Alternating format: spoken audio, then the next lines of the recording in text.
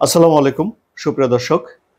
ইউক্রেনের একটি শহর দখল নেওয়ার জন্য রাশিয়া 1,10,000 সৈন্যের একটা দল তৈরি করেছে এবং তাদেরকে সেই শহরের দিকে জড়ো করছে। এই যে তথ্যটি সিএনএনকে জানিয়েছেন ইউক্রেনের সেনাবাহিনী প্রধান। এই শহরটি তাহলে কেন গুরুত্বপূর্ণ, মানে এই শহর কতটুকু বড়, কেন এই একটি শহর দখল করার জন্য ভ্লাদিমির পুতিনকে এত বিশাল পরিমাণে সেনাদের সেখানে জড়ো করতে হলো? শুনে অবাক হবেন যে রাশিয়ার মতো একটি দেশ, মানে পৃথিবীর সবচেয়ে বড় দেশ, এই শহরটি দখল করার জন্য গত 1 বছর ধরে চেষ্টা করে যাচ্ছে, কিন্তু এখনো পর্যন্ত এই শহরটি পুরোপুরি নিয়ন্ত্রণে নিয়ে আসতে পারেনি রাশিয়া। অথচ দোহানস্ক বা লোনস্কের প্রায় সম্পূর্ণটাই রাশিয়া নিজেদের নিয়ন্ত্রণে নিয়ে নিয়েছে এবং ভ্লাদিমির পুতিন সেখানে গণভোট আয়োজন করে ওই জায়গাগুলোকে রাশিয়ার জায়গা হিসেবে চিহ্নিত করে রেখেছেন, মানে সাংবিধানিকভাবে দাবি প্রতিষ্ঠা করেছেন সেই জমির উপরে।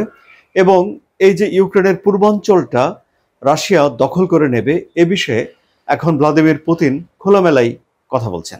তাহলে এই শহরটি কি খুব বড়? না, এই শহর খুব বড়ও নয়। এই শহর কি খুব বিখ্যাত? না, এই শহর খুব বিখ্যাত নয়। তাহলে কেন এই শহর দখল করার দরকার হলো?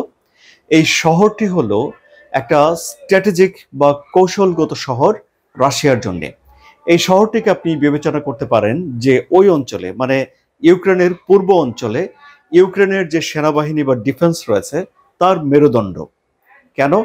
কারণ এই শহরটি হলো যোগাযোগের জন্যে আর্মিদের কাছে অত্যন্ত গুরুত্বপূর্ণ। এই শহরের উপর দিয়ে একটা রেল লাইন বয়ে গেছে এবং এই শহরের যে সড়কগুলো গেছে, এই সড়কগুলো এবং যে সরবরাহ ব্যবস্থা তৈরি হয়েছে, সেই সরবরাহ ব্যবস্থা ওই অঞ্চলের ইউক্রেনের যত ক্যান্টনমেন্টগুলো আছে, সেনার বসবাস আছে, সেগুলোকে সংযুক্ত করেছে, মানে একটির সঙ্গে অন্যটিকে কানেক্ট করে দিয়েছে।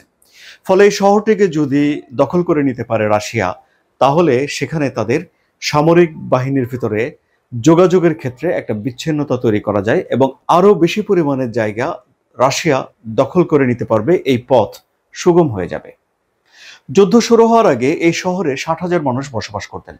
গত 3 বছরে তাদের অনেকেই সেখান থেকে চলে গেছেন। এই শহরে একটা কয়লা খনি রয়েছে এবং এই কয়লা খনিটি চালু রাখার জন্য শ্রমিকরা বাধ্যতামূলকভাবে সেখানে ছিলেন, কিন্তু 1 বছর আগে হঠাৎ করে সেই খনি একদিন বন্ধ করে দিতে হয়। বন্ধ করে দেওয়ার পর কয়লা খনির শ্রমিক, কর্মকর্তা, কর্মচারীদের অনেকেই সেই শহর ছেড়ে চলে গেছে, তারা আর ফিরে আসেনি। ফলে শহরে যে লোক সংখ্যা আছে তারা ক্রমাগতভাবে কমছে, কিন্তু তারপরেও ইউক্রেন সেখানে রাশিয়ার সঙ্গে কঠোর ফাইট দিচ্ছে এবং শহরটিকে টিকিয়ে রেখেছে। এটি তো আমরা সাধারণভাবে ধরে নিতে পারি, তাই নয় কি? কিন্তু বিষয়টি আসলে ওরকম নয়। বিষয়টি হলো যে হঠাৎ করে ইউক্রেন গত অক্টোবরে কোরস্কে আক্রমণ করে 1400 বর্গ কিলোমিটার জায়গা দখল করে নিয়েছিল।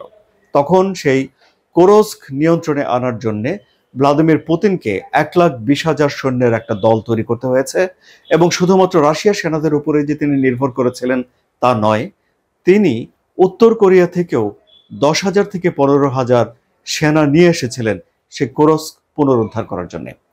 এবং এই যে 1,20,000 সেনার যে দলটি তৈরি করেছিলেন তিনি, সেখানে এই জায়গা থেকে, যে শহরটির কথা আমরা বললাম, এই শহর থেকে 60,000-এর বেশি সেনাকে ফিরিয়ে নিয়ে যাওয়া হয়েছিল। ফলে এখানে সেনা সংখ্যা কমে গিয়েছিল এবং এই শহরটি রাশিয়ার অধরাই থেকে গিয়েছিল।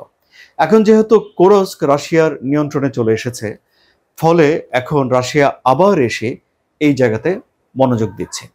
ফলে এখন এই বিষয়টি স্পষ্ট হয়ে উঠছে যে ইউক্রেন এবং ইউরোপ যে অভিযোগ করে আসছিল যে রাশিয়া আরো জায়গা দখল করতে চায়, ফলে রাশিয়া একটা যুদ্ধবিরতিতে যেতে চায় না বা একটা সমঝোতাতে যেতে চায় না, এখন দেখা যাচ্ছে যে রাশিয়া সত্যি সত্যি ইউক্রেনের আরো কিছু জমি দখল করে নিতে চায়।